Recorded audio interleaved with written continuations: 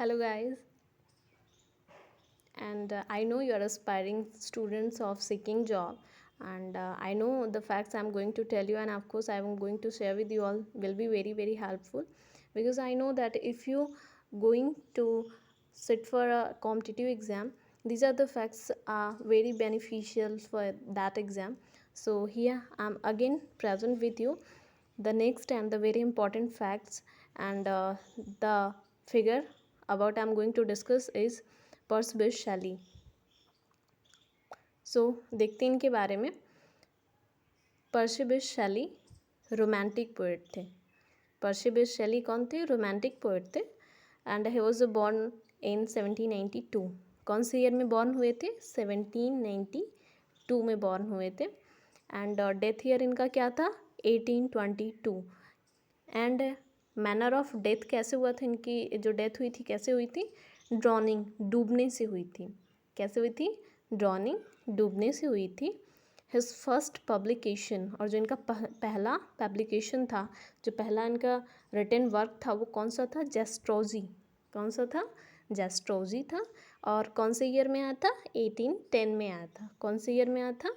1810 में आया था. एंड जेनर इसका क्या था? गॉथिक.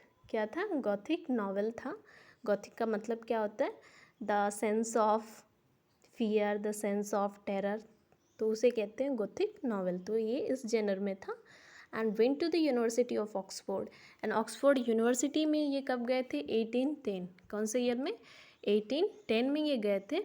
एंड तब तक ये क्या हो चुके थे? पब्लिश्ड राइटर हो चुके थे, क्योंकि इससे पहले इन्होंने क्या पब्लिश करवा लिया था? जेस्ट्रोजी. एंड इनके फादर का क्या नाम था? टिमोथी शैली. क्या नाम था इनके फादर का? टिमोथी शैली. One of the important figure in his life. His fast friend, और उनके जो फास्ट फ्रेंड थे पूरी लाइफ टाइम इनकी जो फ्रेंडशिप चली थी वो किसके साथ? Thomas Jefferson Hogg. किसके साथ? Thomas Jefferson Hogg. And start करते हैं इनके इम्पॉर्टेंट वर्क के बारे में. तो जो इनका पहला इम्पॉर्टेंट वर्क है वो है necessity of atheism. necessity of atheism, and that was it came in the year 1811. 1811 में ये अपीयर हुआ था, necessity of atheism. एंड ये जो आइडिया इनके माइंड में आया था क्योंकि पीबी शैली ने हमेशा एक डिफरेंट थॉट को, एक डिफरेंट आइडिया को इन्होंने अपने वर्क में लाया था.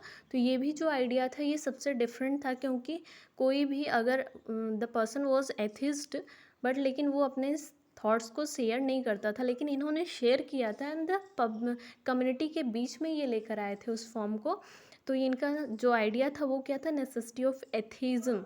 एंड ये आइडिया इन्होंने कहाँ से लिया था? अडॉप्ट कहाँ किया था? फिलोसफर से किया था. और फिलोसफर्स का क्या नाम था? Human lock. ह्यूमन लॉक से इन्होंने ये आइडिया अडॉप्ट किया था. एंड इसमें इन्होंने क्या दिखाया था? इन्होंने कम्प्लीटली नेग्लेक्ट किया था कि एग्जिस्टेंस ऑफ गॉड नहीं है, गॉड एग्जिस्ट नहीं करते हैं. इस बात को इन्होंने स्टॉन्चली इसमें रखा था.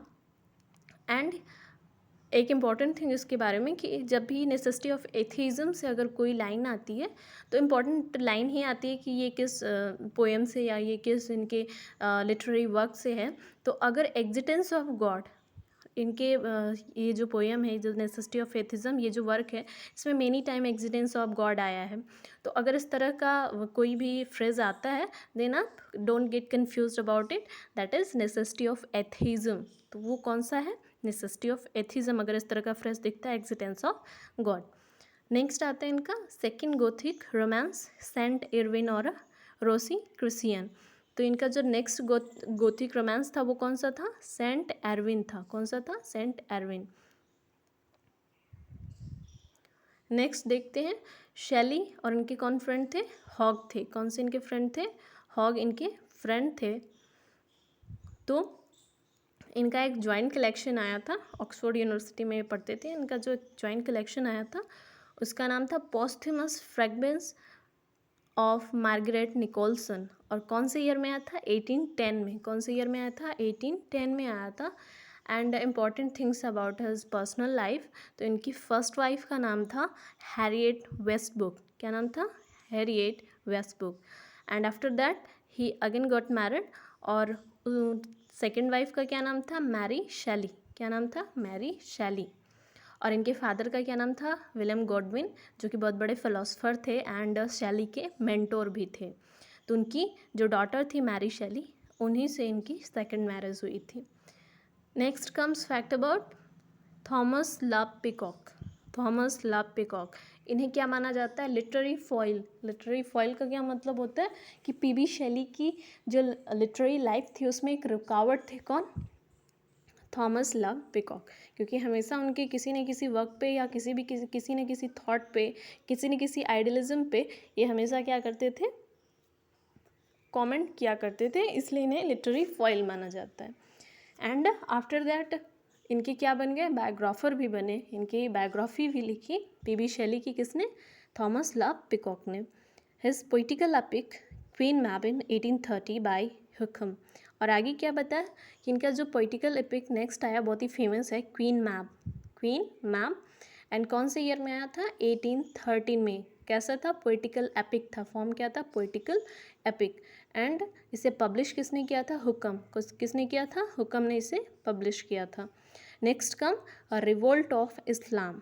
रिवोल्ट ऑफ इस्लाम, इसने क्या कर दिया था, एक मूवमेंट, एक रिवोल्यूशन ला दिया था आइडियलिज्म के वर्ल्ड में। क्या ला दिया था, एक रिवोल्यूशन ला दिया था आइडियलिज्म के वर्ल्ड में।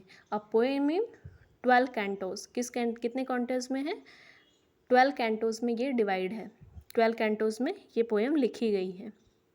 एंड जब इन्होंने लिखा था रिवोल्ट ऑफ इस्लाम, तो जिनके फ्रेंड थे हॉग, क्योंकि मैंने अभी आपको बताया कि बहुत रिवोल्यूशनरी था, बहुत ज़्यादा इफेक्ट किया, तो जब रिवोल्ट ऑफ इस्लाम इन्होंने लिखा तो इन्हें हॉग, ये जो थे और इनके जो फ्रेंड थे हॉग, दोनों को ऑक्सफोर्ड यूनिवर्सिटी से एक्सपेल कर दिया गया था, निकाल दिया गया था, यही रिवोल्ट ऑफ इस्लाम लिखने के कारण। और वो भी किस ईयर में, 1811, मार्च 1811 में इन्हें निकाल दिया गया था ऑक्सफोर्ड यूनिवर्सिटी से। नेक्स्ट कम्स प्रोमेथियस अनबाउंड, ये भी इनका फेमस वर्क है और आया था, अपीयर हुआ था 1820 में। एंड जो सबटाइटल इसका था, अ लिरिकल ड्रामा।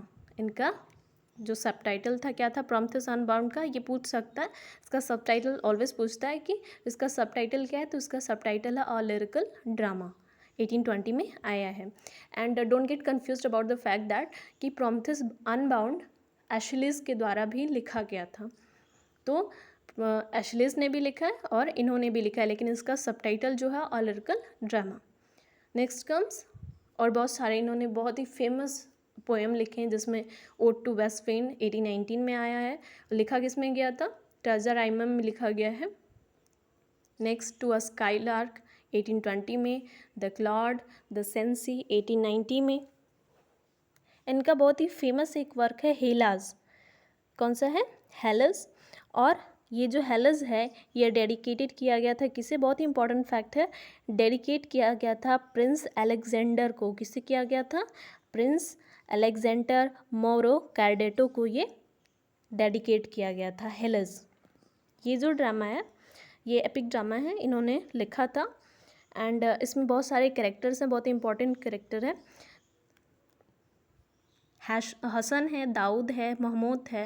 एंड जो सीन इसमें दिखाया गया है वो सनसेट सीन है। कौन सा सीन है, सनसेट का सीन है।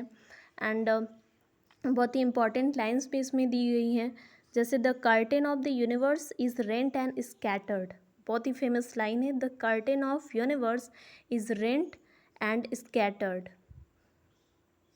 The splendour winged words disperse like a wind wild dove scattered. तो इस तरह की बहुत ही फेमस लाइन इसमें दी गई है। और एलास्टर भी इन्होंने लिखा था, जिसका और भी एक सबटाइटल है द स्पिरिट ऑफ सॉलिट्यूड। एलास्टर, जिसका सबटाइटल है the spirit of solitude, and ये अपीयर हुआ था 1815 में। किस में हुआ था, 1815 में ये पब्लिश हुआ था। तो ये रहा, these are the important facts about PB Shelley, and students, if you like it, please subscribe.